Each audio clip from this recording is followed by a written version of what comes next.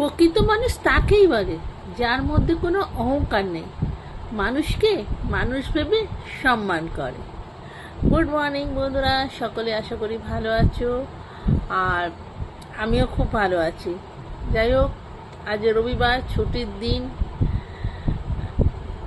একটু সবারই ছুটি আছে, আর তার সঙ্গে খাওয়া দাওয়া আছে। তাই চলো যে যার মতন বাজার দোকান করে নাও, আর সারাদিন খুব ভালো করে কাটাও, অন্যকেও ভালো রাখো, নিজেও ভালো থাকো।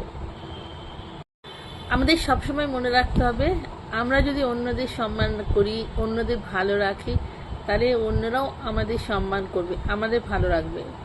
তাই কাউকে ছোট না করে, কাউকে কষ্ট না দিয়ে সারাদিন ভালো করে কাটাও। ভালো থেকো আর সুস্থ থেকো।